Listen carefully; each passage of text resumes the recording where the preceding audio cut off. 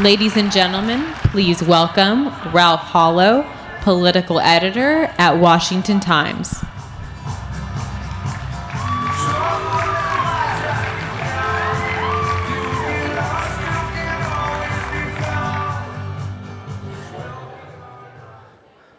The cheap seats are jammed and the premium seats aren't. What does that tell you about the Republican Party and the conservative movement? Not something you didn't already know. This is really an exciting panel. You all know what it's about. It's a peek into the future by two pollsters, strategists. One is a Republican strategist, pollster named Whit Ayres. He's been doing this for 30 years. He does it for the top candidates and organizations on the right, the Republican Party, which is sort of on the right. And then the other one is Pat Cadell, who everybody knows, everyone's seen on television. You all remember him when Clinton was former President Clinton was having a difficulty with his personal life. And Cadell was out there bashing him, even though Cadell was a Democrat. And if you look on the internet now, you'll see that Cadell one site says he left the Democratic Party in 1988. Another site says he is a Democrat pollster. So we are going to embarrass him when he comes out here and ask him, which is it? And if he's a Democrat and bashing the Democrats, why? And Pat, for the other guy, well, we'll just let him go. Let me tell you a little bit about myself. I was the chief political correspondent for the Washington Times until this moment, because I'm about to leak to you the results of the Washington Times CPAC poll. Have you ever gotten a leak before? You have gotten a leak? I didn't say take, I said had, gotten, received. All right, so there's two things. I hope you're seated. Everybody seated? You want to be seated for this. One, CPAC attendees are skeptical, according to this poll, about Barack Obama. I thought you'd be shocked. All right. The next shocker, and this really is, there is a gender gap among CPAC attendees. I'll just say that. There is a gender gap. Just as there's a gender gap everywhere else, even though the number of people in America who claim to be girls and claim to be boys, about the same, equal. Okay, so those are the two leaks that and I want to thank you. And I still have more to do. What I'm going to do is move over there, and I'm going to bring out Pat Cadell and, who did I say? What was the other one? Whit Ayres. Okay.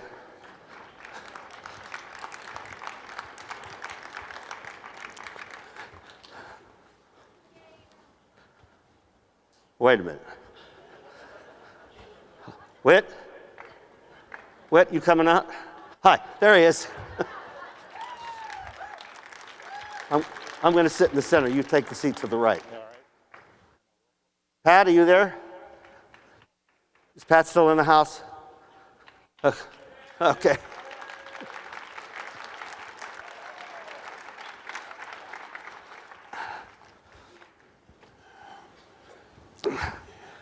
Okay.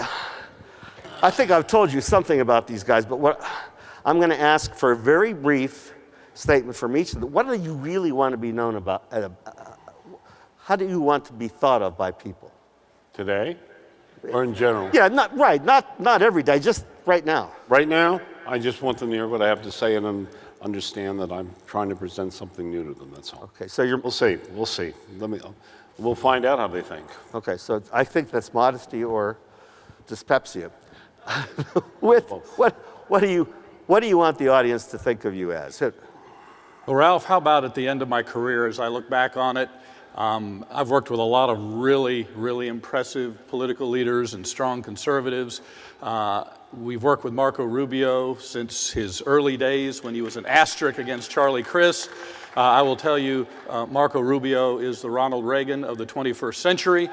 And I would love to be known as President Marco Rubio's pollster at the end of my career. Now, this is an example of a Washington disinterested, objective, right? So, by the way, if anybody out there that wants to text questions to me, do it to what is it? Do it to CPAC News, at CPAC News, hashtag Hallow, Hallow, Hallow panel, hashtag Hallow panel. Everybody got that? Everybody got that? Hello? Okay, all right, thank you. Now, you're going to take us down the road to the future, right? Right, that's right. And you're going to do that by presenting pictures to us. I am. Because we're all stupid, we can't do it without pictures. Okay, so if we could call the slides up, and we're just going to take a quick look here at what's happening to America in the future, and we'll take a look at the challenge facing conservatives as we go forward. While they're calling them up, let me just thank you all for showing up here. It is 63 degrees, it's sunny, it's the best day we've had in Washington in weeks, and you are in here listening to this panel, and I tell you, that's hardcore, and I really do appreciate it. Okay, let's take a look at the challenge facing conservatives as we go forward here. This is the 2012 presidential election by racial category, and on the far left you will see that Mitt Romney won a landslide among whites, non-Hispanic white voters. You will see he won 59%. That is a higher percentage of whites than Ronald Reagan won in 1980 when he beat Jimmy Carter. But if you look across the other way, you will see the African American vote, which was almost unanimous for Barack Obama. You will next see the Hispanic vote, which was overwhelming, some 72% for Barack Obama. You'll see the Asian vote, which was even more than the Hispanic vote for Barack Obama. Asians voted for Bob Dole in 1996, but they voted overwhelmingly for Barack Obama. And you see the other race on the far right-hand side of the chart, which will tell you that races other than white voted overwhelmingly for Barack Obama. Now, this is a problem. Why is this a problem? This is a problem because Hispanics are the fastest growing minority group in the country, and they have voted generally for Democrats, but the margin is very dramatically. Dramatically, it makes a huge difference whether you get a gigantic margin or a small margin, particularly in states like Florida, like Colorado, like Nevada, like New Mexico, increasingly Georgia, increasingly North Carolina. And what we see here is that Mitt Romney got the lowest percentage of the Hispanic vote of any Republican candidate in a two-candidate race since Watergate. Now, in the 90s, you had Ross Perot dividing it up. But you'll also see that peak there for the red. That's George W. Bush in 2004, winning not only 44% of the Hispanic vote nationally, but a majority of the Hispanic vote in the Sun Belt states. Some conservatives are discouraged about the prospect of winning Hispanic votes for conservatives and Republicans. George W. Bush showed how to do it, as has Rick Perry, as have many Texas Republicans, demonstrated how you can do it. How did Bush do it? Well, it was pretty easy. He reached out very aggressively in the Hispanic community. He campaigned in Hispanic communities. He advertised on Hispanic TV. He supported immigration reform, and he spoke a version of Spanish, sort of like he spoke a version of English. But it can be done, and he demonstrated how to do it. Why is that important? That's important because the percentage of the national electorate that is white is declining at an increasing rate. What this chart does is go back to 1976 when Pat Cadell was running a presidential campaign for Jimmy Carter. 88% of the electorate was white. 16 years later, when Bill Clinton was elected, it was also overwhelmingly white, down to 83%, though, a 5-point decline in the first part of that period. The second 16 years, from 1996 up to 2012, whites went from 83% down to 72%. So they declined 5 percentage points in the first period, 11 percentage points in the second period. Whites are declining at an increasing rate in the electorate. Now, we've got some good news. We're going to have a great 2014. We're going to hold the House. We're going to pick up the Senate. It's going to be a great 2014. Whit, this is a panel. One of the reasons why, we've got just a couple more here, Ralph. One of the reasons why is that the percentage of whites in the electorate's about 5 points higher in off-year elections. And so it's going to be, rather than 72, it's going to be about 75 or 76. This is a chart of Americans alive today by age. And if you'll look at this, the oldest people are on the far left, and you will see people who are seniors are overwhelmingly white. But as you go to the right, you'll start to see on the far right-hand side of the chart, Americans alive today who are age 5 and under. That is 52% white, not 88. And a quarter of the kids alive today in America are Hispanic. About 15% are African American. So all you've got to do is take this chart and have the younger people replace the older people, and you'll see a revolution that's going to occur. This is a census chart for what's going to happen over the next 50 years. And the top line is the percentage of the population that is non-Hispanic white. 62% on the left-hand side of the chart.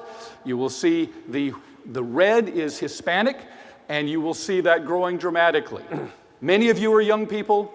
Many of you, when your kids are getting ready to apply to college, whites will be a minority in the United States population. So, what does that mean for conservatives? To me, I think it's an opportunity. Some people see it as a problem. I see it as a real opportunity. Why? Because improving our condition and those of our families is endemic in the human spirit. That's why people still struggle to get to America, to get an opportunity to better themselves. New immigrants, believe it or not, are the single most hopeful and optimistic people about America going forward. This is a panel. Let's go. Let's move it. Conservative values of free markets and limited government and low taxes and good education and reward for hard work appeal across all ethnic lines, boundaries, regardless of race, color, religion, or national origin. Conservatives can be very successful in the new America if we reach out and adopt an inclusive tone, bring people into our coalition, and aggressively campaign in their communities. Thank you very much.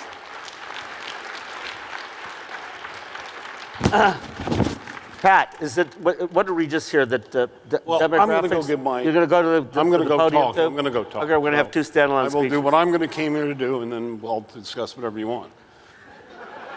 I think of myself as a moderator of a panel still. Well, Pat, hi. Hey, good. What are you going to talk about? Give us a little interaction. Okay. So let me. I can do Hey. this. Believe me. That was not cool. Let me do two things. First of all, I'm glad to be here. I've never been an opening act for Sarah Palin. I never imagined that in my life. I was here last year and caused some problems because I attacked the Republican consultant lobbyist class as a racketeering operation that had not only blown the election, but it looted the system. And I just want to say, I don't want to reprise that other than to say, they understand one thing, if they just hold on, they get all the money back, and that's what's happening.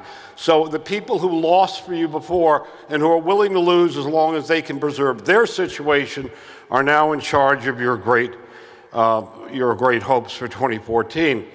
But now their new strategy is, just to say this, is to stand for nothing.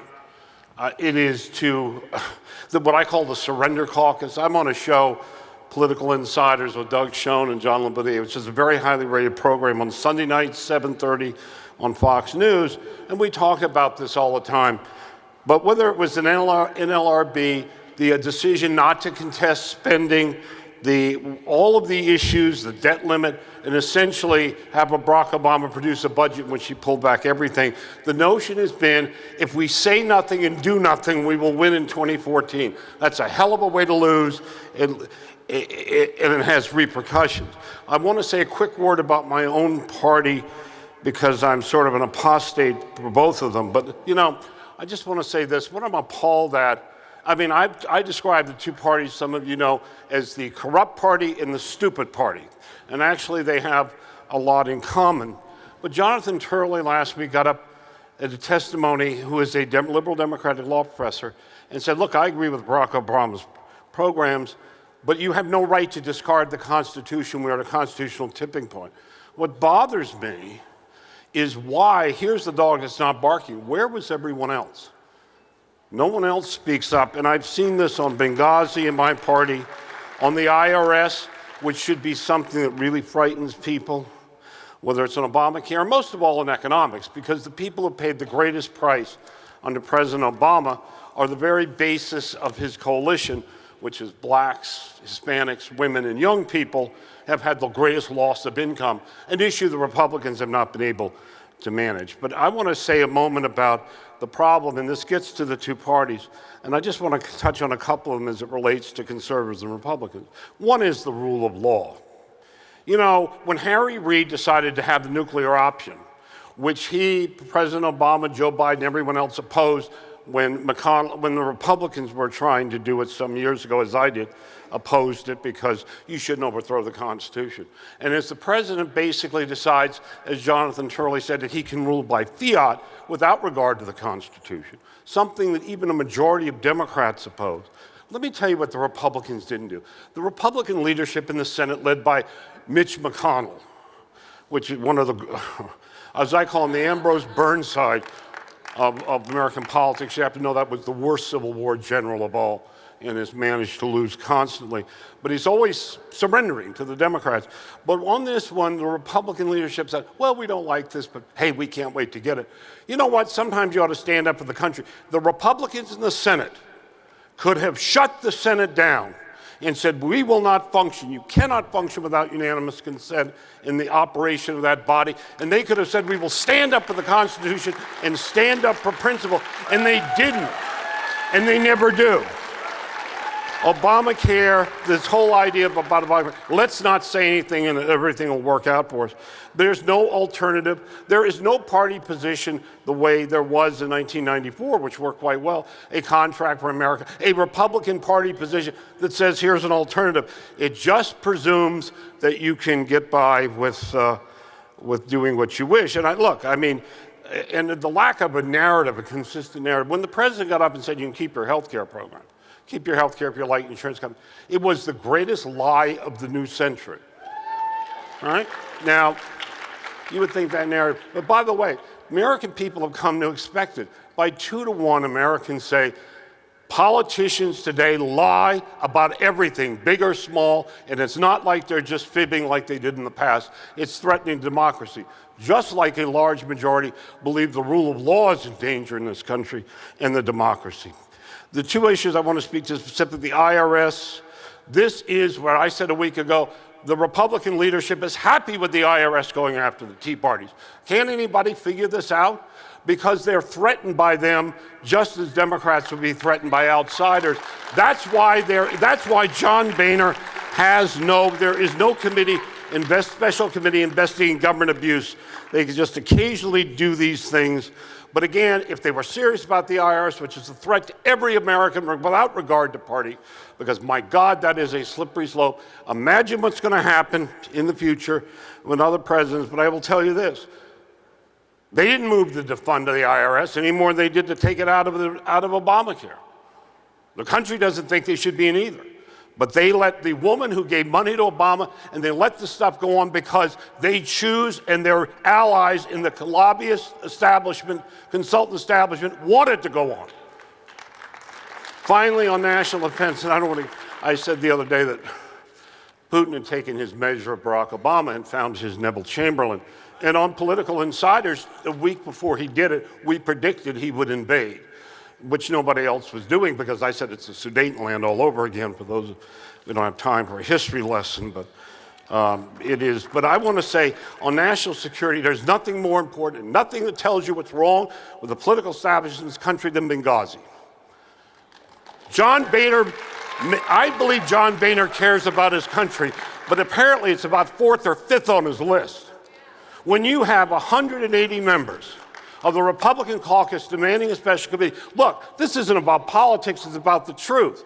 And the central truth that has not been addressed is, where was the president that night?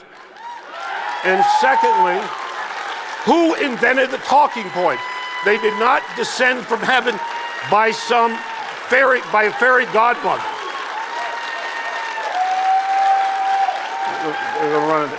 Let me just say this.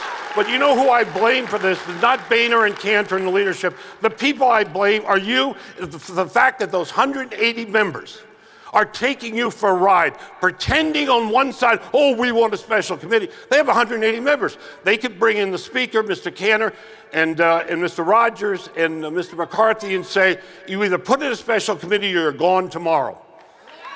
If they were serious. They are not serious. And this is the problem with our politics. And part of the Benghazi story, of course, is the media. When Bob, the missing, what I said, when Bob Woodward, but the real Bob Woodward were alive, this never would have happened. But, but there are even conservative commentators, even on my network, Fox, who poo-poo Benghazi. This is not about politics, it's about the truth. It's about dead Americans, and 2/3 of the American people believe there should be a select committee, and 60% of Democrats believe there should be. So you have to ask yourself, what the hell's going on here? The answer is that the political elite, the political class does not want it. I'm here to tell you, and I want to react now to what the future is. We have a system designed, we are told, that only has liberals and conservatives, Democrats and Republicans on a very flat axis. But I'm telling you there is a different paradigm. And I will give you the first hint of it. The first hint of it was Syria. You remember Syria last summer? When the president said, after saying, oh, don't cross the red line, and oh, now I got to go to war and I don't know what I'm doing. And the Republican leadership and the Democratic leadership all united to support the president. And the American people, Democrats, Republicans, across the board, rose up and said, the hell you will, and stopped it. It was not an organized movement. They just stopped it. And we see the same thing with the NSA, where we have the political elite establishment, the Lindsey Grahams, the Rogers, others telling us how great it is that they're spying on you, and everyone else in the country, particularly young people, going, this is appalling. But we don't have that kind of division. There is a new paradigm. And what I want to tell you, for several months since September, I've been this summer involved in a research project, not a poll, but a project, exploring whether or not there's another politics coming. And I am not here today to go through it. I will tell you this. In that black bag, in that blue bag, which someday will be a black bag, is what I call the Candidate Smith Project. And Candidate Smith is about a whole new paradigm, a whole new organization of politics. And I'll tell you what it's based on. It's based on the 80% of the American people who believe the American dream is harder to attain. The 2/3 of Americans who believe the system is rigged. For those, if you're trying to work hard, you can't achieve the American dream because the system is rigged. And the 2/3 of Americans who now believe that if you work hard, you can't succeed. You can't make it. You can't change yourself. This violates everything we believe about America. And most importantly, the 65% of the American people who believe that their children will have a lesser future than they had. The religious tenet of our civic religion in this country is you give your children better than you have. And I have said before, if you kill that idea, there will still be a United States, but there will be no America. That idea existed before there was a government. It is what, and that vision of what to do, we don't. But I'm just going to read you a conclusion about what I've been working on. Because the alienation level, the American people believe the system is rigged, that it's corrupt. These numbers are higher, and I started this 40 years ago, in the 80, almost 90 percentile. At least 2/3, or 75% or more, who believe the system is rigged, that we need real democracy and real free enterprise, that the political class works against the people, we need new leadership. And most of all, the 3/4 of the American people believe the government in Washington does not operate with the consent of the people. That is a pre-revolutionary moment. And I just want to quote you, the difference between the reality of the current political structure, where the American people is not merely a chasm to be bridged. We are dealing with a literally alternative universe, one of political, media, and establishment that reflects the current condition, and another alternate universe, the American people, who totally reject that and desire a total refashioning of the conduct of this nation's political life and yearn for true reform, they see a resurgence of both their own sovereignty and a resurgence of America. They understand that if you don't fix this political system, which is so corrupt and broken and serves the people in it, you will never deal with any of the problems you care about. Will never get solved. That the corruption has got to be rooted out because it is poisoning the country. And most of all, we need a resurgent America. And we need to return to the dominant, true ideology of the American people, which is common sense. That appeals across the board. I am telling you that from 65 to 75% of the American people are prepared to enlist. And the Candidate Smith Project all tells me that you can win it if you do the right things as a Democrat, a Republican, or independent. But I will tell you what they also say. To the political class and the media and those in the establishment who dominate this country, there's a message. And the message is that people are coming, and they're coming for you. The question is whether we are going to do that, have that in a positive way that gives resurgence to our values as a country, or whether in 2040 or even before then, we are going to be visited by a politics I guarantee none of you in this room wish to have. But that moment is at hand, and it comes every 40 years we have a change. But I am telling you, this is as big a moment as it was prior to the Civil War. And the change we're looking at will be decisive. And the people in this room and the American people, whatever they claim to be, who live outside that beltway and outside that elite, are ready to reclaim their country because they have to. Thank you.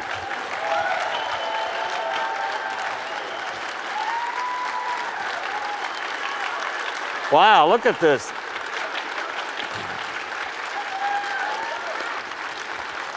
Well, I guess if this were a panel and these two guys were contestants, I would say Pat Cadell won. Is that a fair statement? You like? No, that's not right. I mean, what Whit put out Well, was you were exactly very good. I don't care what you say. You were great. Now, let me say something about demographics and what these guys were going to talk about, in a way, did. If demographics is the future of where elections are going to go, demographics destiny, and that's true, except when it's not true. This country, if you live to be into the 2040s in the United States, you will be living in a socialist America. This is something that neither party's consultants, with all due respect, will tell you because it ruins their living. But to believe that Asians and Hispanics vote Democratic in such overwhelming numbers because they really want to believe in the kind of tough line that conservatives give, that is self-reliance, smaller government, you're on your own unless there's some reason you can't really help yourself, in which case the community should be helping you. That line is not going to work. I don't think there's anybody in this room who actually believes that the reason that George W. Bush won Hispanics was he persuaded Hispanics that the capitalist model was the best model. Plenty of Hispanics come to this country because they want the capitalist model. Plenty, and they do very well. Obviously, that's true of Asians. But if you're looking at big numbers, it's not true. Just look at the data. Just look at the way the vote has been going. So what does that tell you? It tells you that you're going to hear from the Republicans, and maybe from Dr. Cadell here, that if the Republicans simply go out and appeal directly to Hispanics and Asians, the Republicans will bring them over. On what basis? The people who already believe in self-reliance, who are of Hispanic or Asian origin, already feel that way. That's why they came here. Others came here for a mixture of reasons, because they wanted opportunity, but they believed that in the welfare state that the United States is. Is there anybody here that denies that this is a welfare state? I don't think so. So, where does this go? I would love to hear someone tell me realistically how the inevitable path to socialism can be stopped in our lifetime. Do I see any hands? Yeah, right here. Okay. because what people want is exactly what many people who've come to America for centuries have wanted. They want an opportunity to succeed. They want an opportunity to get a good education. They want an opportunity to better their lot. And socialism does not do that, Ralph. Well, socialism doesn't do that. It's the capitalist system with free markets, with lower taxes, So why are they limited voting government Democrat? that creates that opportunity. Why are they voting Democrat? Because we haven't reached out to them enough. Here's a key, Ralph. If people don't think they like you, they're not likely to vote for you. Well, if they don't We've think got to you- demonstrate let me that just- we want all kinds of people of different races, different creeds, different colors, different origins in our coalition, in our center-right coalition. We know and what we will want. Not, How are we not gonna go get to 'em? socialism. Okay. Let me just jump in here. Let me just say, you can never win them, and this is the failure of the Republican Party. When you convince people that you're against them and that you're not for them, they're not going to vote for you. Yep, The you're right. fact of the matter is, when I talked about the Candidate Smith Project, the overwhelming majority, it includes women, single women, black people, Hispanics. People want the American dream, but if you cannot articulate a vision, when you have 94% of the American people who believe the economic policies of both parties have failed and do not deliver opportunity and better jobs and better, because they don't, what gets feathered is at the top, whether it's crony capitalism or the people with money. That's what they figure. When a party begins to speak to the people with passion, as opposed to preserving arrangements, that's how you change it. And the way things are going, the voters are going to vote for at least somebody who at least claims to be for them. I want to agree with Pat so desperately, and in a way I do, because the future lies with the Republican Party, not the Democratic Party. We already know where the Democratic Party is taking us. We know where the Republican Party says it wants to take us. But every time a Republican stands, an office holder, a Ted Cruz or a Rand Paul or a Mike Lee stands up and does something for principle and is willing to go down fighting, knowing that he's going to lose, but standing up for principle to explain to the electorate what Republican, conservative, capitalist principles are, the party unites against him, makes fun of him, says he's crazy or she's crazy, and the press says the same thing, and then everybody piles on, and everybody believes, therefore, that if the Republican Party really stands up for its principles of smaller government and individual responsibility, candidates like that will lose and take the party down with them. So if the Republican Party is the only hope for the future, and its office holders, its leadership insist on demonizing, ridiculing fellow Republicans who stand up for principle, then where is the future? Socialism. Well, I have to descend on the belief that only the Republican Party, whether the Republican Party will reform itself or it's going the way of the Whigs. I'm sorry.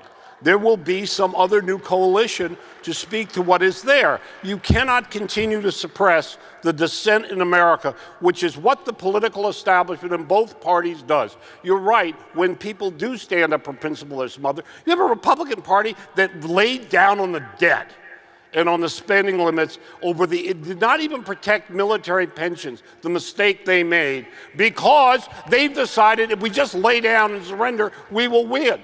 Well, you know what? The problem is when I talk about candidate Smith, you know what? More than 60% of Republicans are willing to leave their party immediately for a better alternative. It's not about parties, it's about your country. And let me just say this, the political class in this town, in this beltway, has engorged itself by looting the country and our political system. Let me tell you one thing, they put party ahead of country, they put politics ahead of principle, and they put their privileged access ahead of their patriotism. And until you replace that, what party matters?